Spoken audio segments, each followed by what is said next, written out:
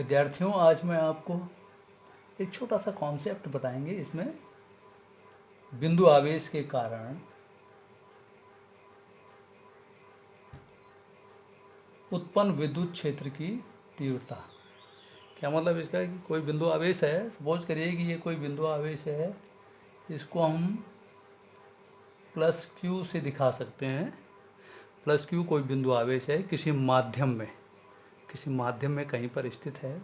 माध्यम के उस बिंदु को मान लिया हमने ओ से दिखाया है, किसी माध्यम में ओ बिंदु पर स्थित है प्लस क्यू आवेश। अब इस आवेश के कारण इसके चारों ओर हर दिशा में यानी कि एक विद्युत क्षेत्र उत्पन्न हो जाता है। उस विद्युत क्षेत्र में आवेश से कुछ दूरी पर, सपोज करिए कि आर दूरी पर कोई बिंदु है पी, इस पर विद्युत क्षेत्र की तीव्रता ज्ञात करनी है। प्लस क्यू आवेश के कारण बिंदु पी पर विद्युत क्षेत्र कितना है उसका परिमाण ज्ञात करना है, विद्युत क्षेत्र की तीव्रता। तो हम ये मान लेते हैं, इसको ज्ञात करने के लिए चूँकि हमें विद्युत क्षेत्र के बारे में मालूम है कि विद्युत क्षेत्र किसे कहते हैं या विद्युत क्षेत्र की तीव्रता किसे कहते हैं। किसी आवेश या आवेश समुदाय के चारों ओर का वह क्षेत्र जिसमें किसी अन्य आवेश को लाने पर वह एक आकर्षण या प्रतिकर्षण बल का अनुभव करता है। उसकी प्रकृति के अनुसार उस पर एक आकर्षण या प्रतिकर्षण बल लगेगा। यानी अगर सपोज करिए कि प्लस क्यू आवेश से इसके चारों ओर विद्युत क्षेत्र उत्पन्न हो जाता है, इसमें अगर उस विद्युत क्षेत्र में हम बाहर से कोई आवेश प्लस का लाएंगे तो उस पर प्रतिकर्षण बल लगेगा, क्योंकि दोनों की प्रकृति समान हो जाएगी। और यदि ऋणात्मक आवेश लाएंगे तो आकर्षण बल लगेगा। ये हमारा स्थिर वैद्युतिक बल लगता है, कूलॉम के नियम के अनुसार लगता है। तो चलिए हमको ये देखना है कि इस प्लस क्यू के कारण जो है, क्यू आवेश के कारण पी पर विद्युत क्षेत्र की तीव्रता कितनी है। तो इसके लिए हम क्या करेंगे कि मान लेंगे कि सपोज पी पर कोई plus Q zero positive test charge धन परीक्षण आवेश है। धन परीक्षण आवेश हमने आपको बताया था कि धन परीक्षण आवेश एक बहुत ही सूक्ष्म आवेश होता है जो उस वैद्युत क्षेत्र जिसमें वो रखा है उसको प्रभावित नहीं करता है। वो इतना सूक्ष्म है कि वो किसी भी तरह उसको जो है उस वैद्युत क्षेत्र को जो है परिवर्तित नहीं कर पाता है, इसलिए हम उसको धन परीक्षण आवेश कह देते हैं, बहुत सूक्ष्म होता है।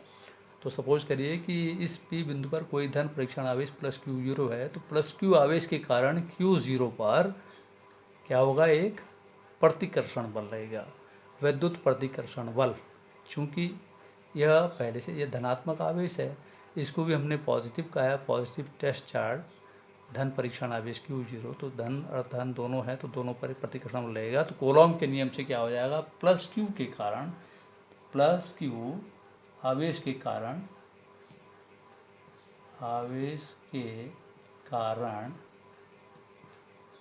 प्लस क्यू जीरो पर प्रतिकर्षण बल,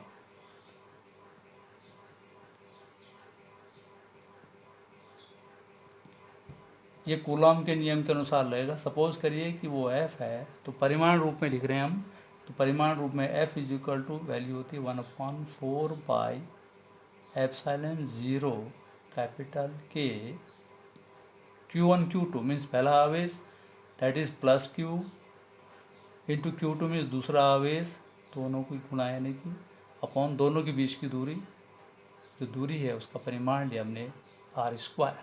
इतने न्यूटन का एक बल लगेगा, इसके कारण इस पर एक बल लगा, परिमाण में हमने इतना कहा। सदिश रूप में अगर लिखना होगा तो तब हमें उस स्थिति में क्या होगा कि ये इधर की तरफ हमें एक यूनिट वेक्टर लेना पड़ेगा, जिसको हम दिखाएंगे इस तरह से r। तो अगर हम इसको सदिश रूप में लिखना चाहें तो सदिश रूप में जो होगा वो f का मान हो जाएगा, f is equal to 1/4 pi epsilon zero capital K Q1 Q2 that is Q into Q0 upon r², Q1 Q2 upon r², तो वैल्यू है ये। और क्या है, इस दिशा में जो हमारा सदिश वेक्टर यूनिट, जो हमारा वेक्टर है एकांक सदिश जो है उसको लिखेंगे दैट इज r। ये इसका सदिश रूप हो जाएगा 1/4 कैपिटल के। आप जानते हैं कैपिटल के को बोलते हैं माध्यम का परावैद्युतांक। ये क्या है, वो माध्यम का माध्यम का परावैद्युतांक, परावैद्युतांक ये आपने पहले पढ़ा है। जो कोई माध्यम होता है उसके लिए हम एक परावैद्युतांक, जैसे हमने देखा कि वायु और निर्वात के लिए के का मान 1 होता है, धातुओं के लिए इन्फिनिटी है, और सामान्यतः इसका मान 1 से अन्य माध्यम के लिए जो है इसका मान के का मान जो है ग्रेटर देन 1 होता है। चलिए, तो फिलहाल हम इसको ही समझ रहे हैं। तो इसके कारण इस पर जो बल लगा है F = 1/4 देश, और इसकी जो दिशा होगी वो क्या हो जाएगी, O से P की ओर, OP दिशा में, OP दिशा, ये हो जाएगा। सदिश रूप में भी हम आपको बता रहे हैं, दोनों तरह से समझेंगे इसको आप। फिलहाल परिमाण रूप में देखिए, अब इसी बात है अब हमने क्या करना है, +Q के कारण P पर विद्युत क्षेत्र की तीव्रता निकालनी है। परिभाषा है, विद्युत क्षेत्र की तीव्रता जो होती है वो क्या होती है कि उस बिंदु पर, जिस बिंदु पर विद्युत क्षेत्र निकालना है, विद्युत क्षेत्र में किसी बिंदु पर विद्युत क्षेत्र की तीव्रता क्या होती है, उस बिंदु पर एकांक धन परीक्षण आवेश पर लगने वाला बल, या इसको हम ऐसे भी कह सकते हैं, उस बिंदु पर रखे धन परीक्षण आवेश पर लगने वाले बल तथा परीक्षण आवेश की निष्पत्ति यानी अनुपात को किसी बिंदु पर विद्युत क्षेत्र की तीव्रता कहते हैं। यानी अगर विद्युत क्षेत्र की तीव्रता E है P बिंदु पर विद्युत क्षेत्र की तीव्रता या विद्युत क्षेत्र की तीव्रता E = हो जाएगा, हमने बोला है कि वहाँ पर हमने जो परीक्षण आवेश रखा है, धन परीक्षण आवेश, उस पर कितना बल लग रहा है, दैट इज F, परीक्षण आवेश तथा परीक्षण आवेश पर लगने वाले बल तथा परीक्षण आवेश की निष्पत्ति यानी +Q0, इन दोनों का अनुपात, इसको हम बोलते हैं विद्युत क्षेत्र की तीव्रता।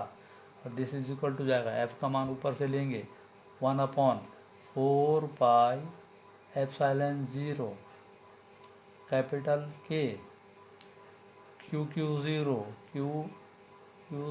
अपॉन R² और this whole upon +Q0, that is +Q0 को सिंपली Q0 भी लिख सकते हैं, इतने न्यूटन प्रति कूलम। और इसको अगर हमने सदिश रूप में लिखना होगा, सदिश रूप में हम इस वैल्यू को लिखेंगे E =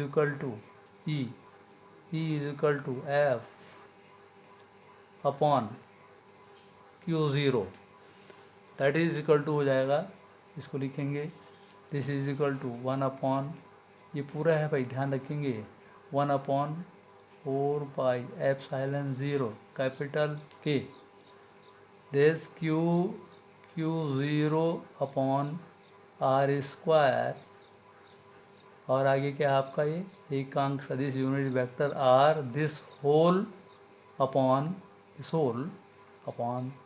Q0। ये ध्यान रखेंगे आप कि जो आपका ये इक्वल का जो साइन होता है ये जनरली 1/4, ये इक्वल का साइन इस तरह आना चाहिए, 1/4πε0 this Q0 upon R² this upon this. तो अब इसको हम लिखेंगे, हम इसको परिमाण रूप में इस तरह से सॉल्व कर रहे हैं और इसको हम निकाल रहे हैं वेक्टर रूप में निकाल रहे हैं, दोनों से आपको एक ही मान आएगा।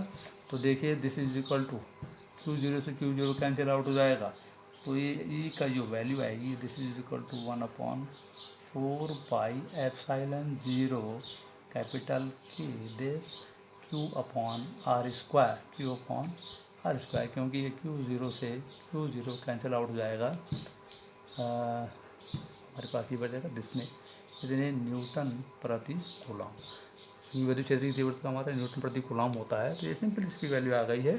यहाँ पर आप इसको वेक्टर रूप में जब हम इसको हल कर रहे हैं तो आप ध्यान रखेंगे जो हमारा एकांक सदिश होता है, एकांक सदिश की जो वैल्यू होती है यानी unit vector R that is equal to होता है, ध्यान रखेंगे कि कोई भी एकांक सदिश किसी वेक्टर की दिशा में या किसी सदिश की दिशा में O से P की ओर विस्थापन सदिश R हम दिखा रहे हैं, इसकी दिशा में एकांक सदिश स्मॉल r। तो हमें अगर इस वैल्यू r को निकालना है, एकांक यूनिट वेक्टर r की जो वैल्यू होती है दैट इज इक्वल टू होती है वेक्टर r यानी विस्थापन सदिश या स्थिति सदिश r बटे वेक्टर r का परिमाण, इसे हम मैग्नीट्यूड कहते हैं, मैग्नीट्यूड ऑफ वेक्टर r। तो इसको हम सिंपली इस तरह से भी लिख सकते हैं equal to position vector R, स्थिति सदिश आर, बट इसका परिमाण यानी सिंपली आर, इस तरह से लिख सकते हैं। यानी यूनिट वेक्टर आर की जो वैल्यू है वेक्टर आर अपॉन आर। तो इसको अगर हम सॉल्व करेंगे ई, ये इस तरह से जो आएगा आपके पास, तो ये ई सदिश रूप में जो ई की जो वैल्यू आएगी वो आएगी 1/4 पाई एप्सिलॉन 0 कैपिटल के। देखिए Q0 से Q0 कैंसिल आउट हो जाएगा, तो Q अपॉन आर स्क्वायर आएगा आपका, Q अपॉन आर स्क्वायर, और आगे जो आपके पास ये पोजीशन वेक्टर आर है उसकी वैल्यू हमने रखी, तो ये आ जाएगा हमारे पास, सॉरी यूनिट वेक्टर आर है तो इसको हमने लिखा position vector R upon magnitude of position vector R, that is simply are.